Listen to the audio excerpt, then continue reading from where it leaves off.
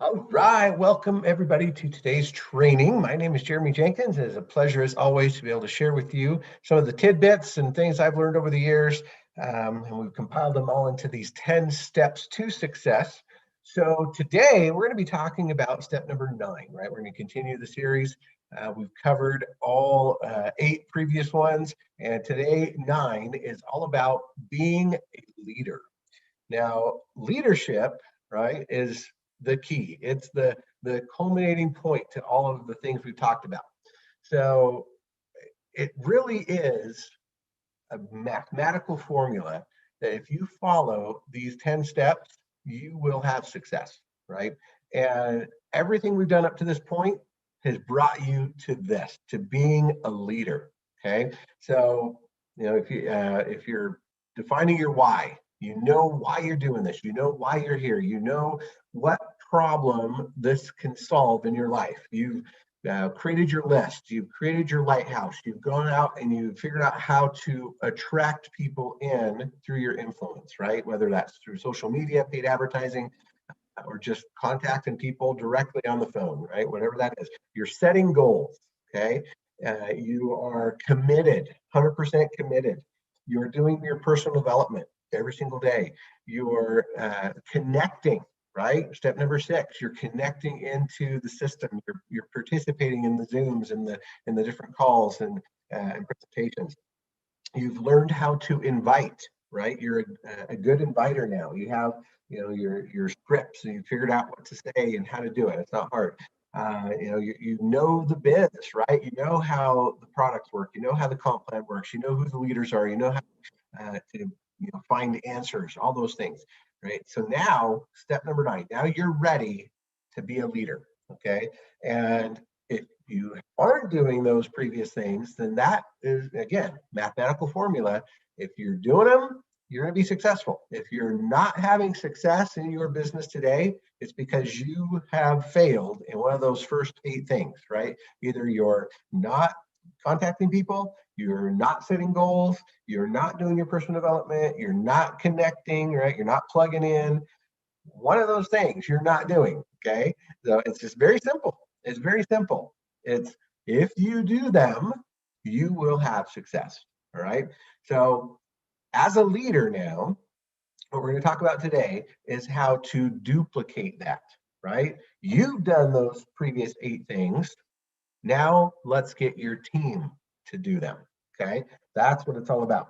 Why? Because there are 5 levels of leadership, right? You guys have probably all heard of John Maxwell, amazing mentor. I love his books.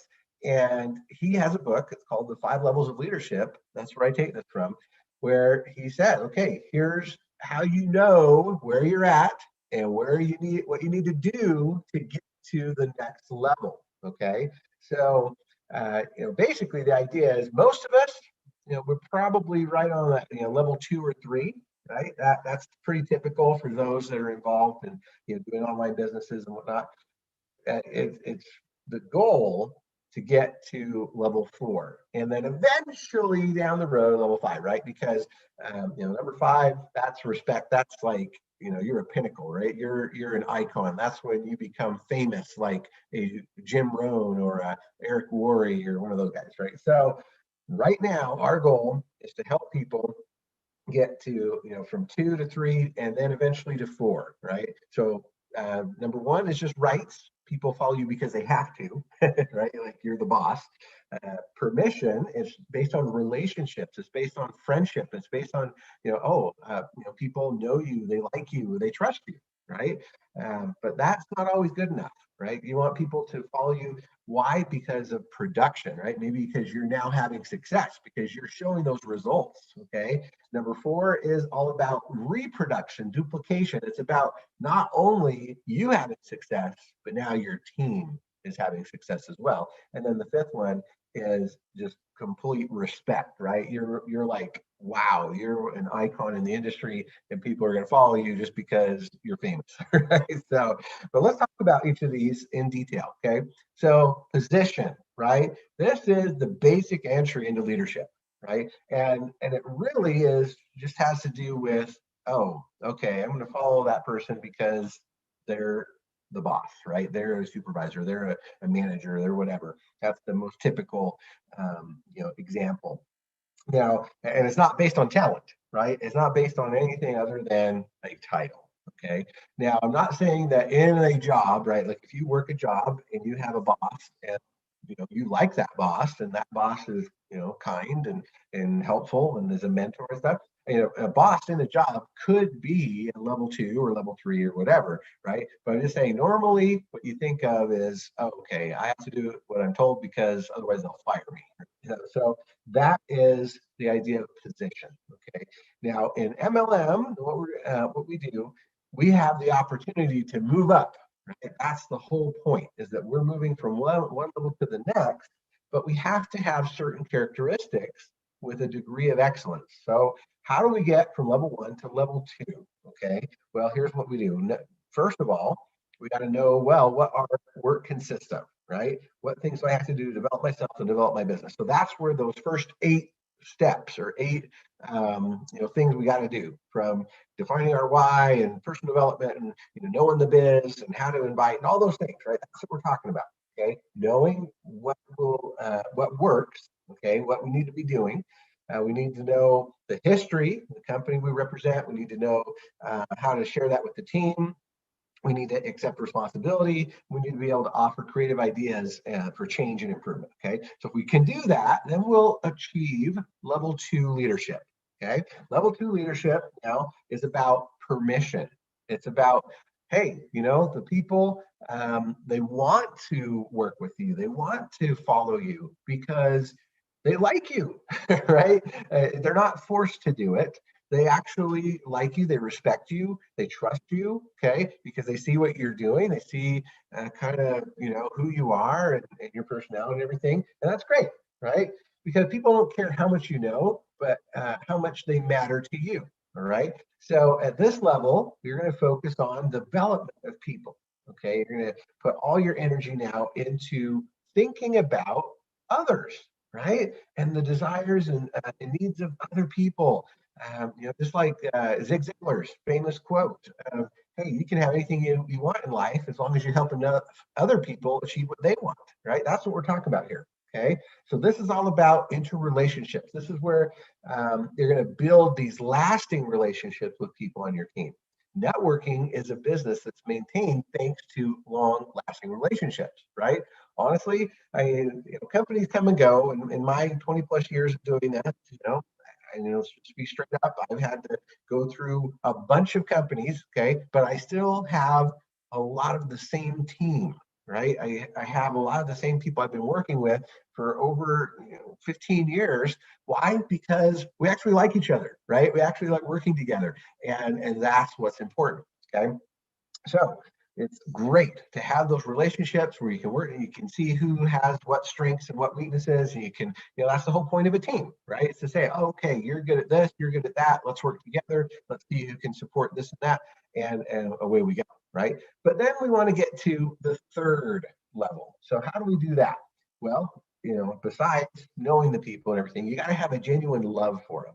Okay, you got to make sure, yeah, you know what, I want to make my team successful. I want to make sure they're having success, not just myself. Okay, you want to succeed or do nothing, right? And we got to set that mindset. We're going to do this.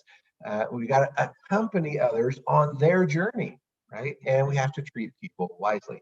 So if we do that, now we're at production. Okay, this is all about results. This is now where things are starting to happen, good things, right? Profits are increasing, the mood rises, the needs are met, goals are getting achieved. Along with this comes momentum, right? Momentum is key, right?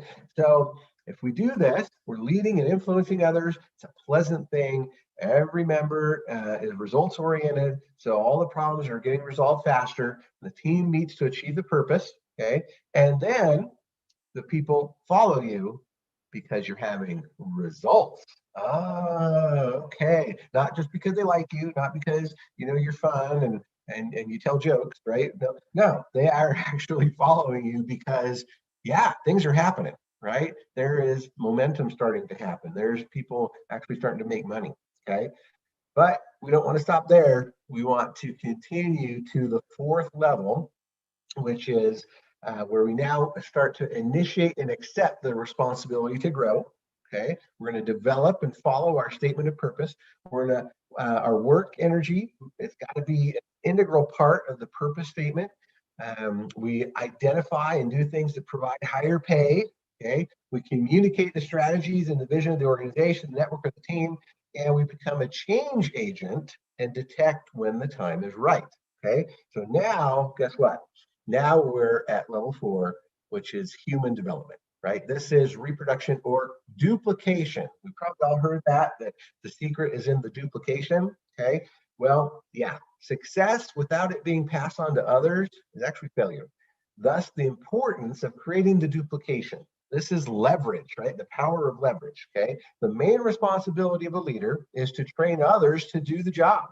Loyalty to the leader reaches its highest level when the one that follows him has grown personally thanks to the leadership of the leader. At this level, the follower is loyal to the leader. You know why?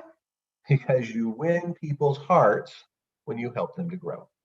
A leader does not create followers. A leader creates more leaders. Okay. So, what are the characteristics to get on to the 5th level, right? This iconic stage? Well, yeah, this is when you now understand that people are your most valuable asset. You give priority to the development of people. You're a model that others can imitate, right? You expose growth opportunities to the key leaders. You attract other winners towards the common goal, and you give from the heart, right?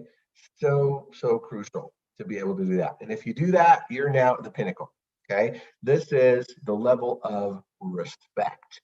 This is where, most people have not reached this level, right? This is like a lifetime of proven leadership that allows us to reach level 5 and reap that the satisfaction that comes with it, right? For all eternity. This is eternal glory, right? So, yeah, at this point, your followers are loyal. At this point, you've spent years directing and training leaders. At this point, you become a mentor and you are sought after by others. Your greatest satisfaction at this point is observing the development and growth of others, and you transcend the organization. Okay, so that is the ultimate goal. Obviously, it can take a lifetime to get there.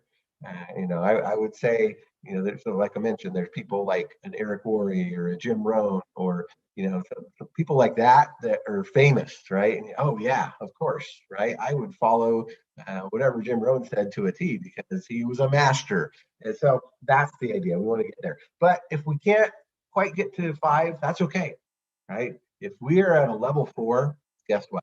That's all we need to become future millionaires, right? So that's the goal. Now, how do we do it? Well, there's some principles that we can follow to be able to achieve level 3, level 4.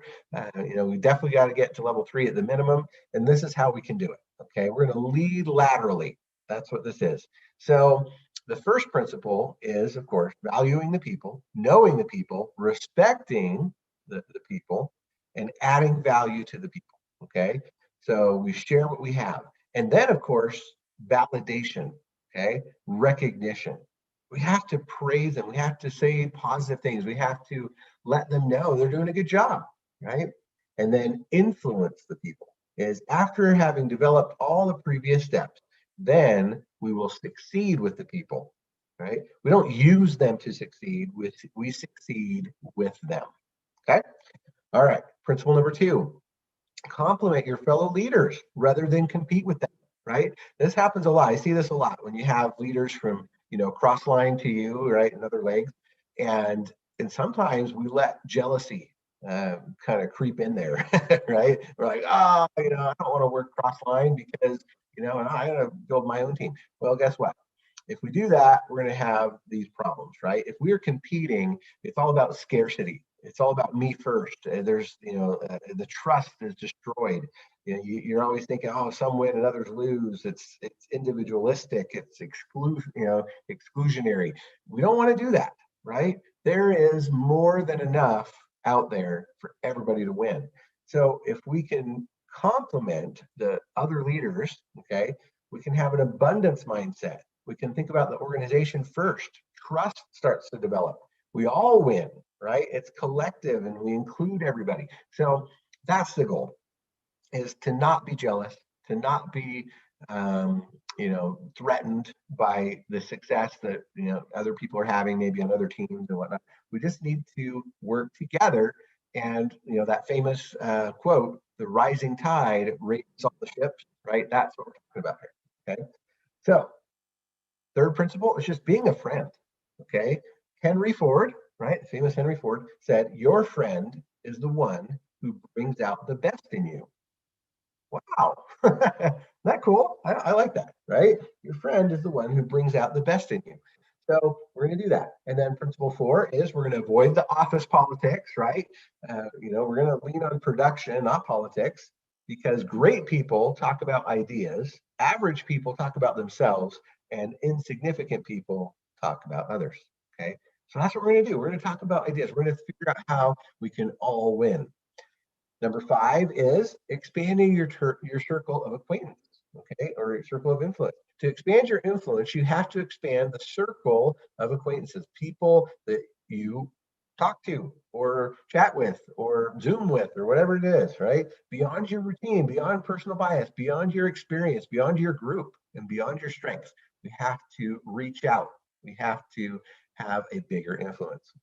Okay, then principle number 6 is we want to let the best idea win. The most important things are ideas, right? We're going to throw ego out the window. We're not going to deal with that. We're just going to be, open and humble and accepting. And we can be aggressive, of course. We can, be excited, and we can, kind of just go out there and go for it, right? I'm not saying we have to just be submissive, but we got to let the best idea win. And then finally, principle 7, we don't want to pretend to be perfect. Okay.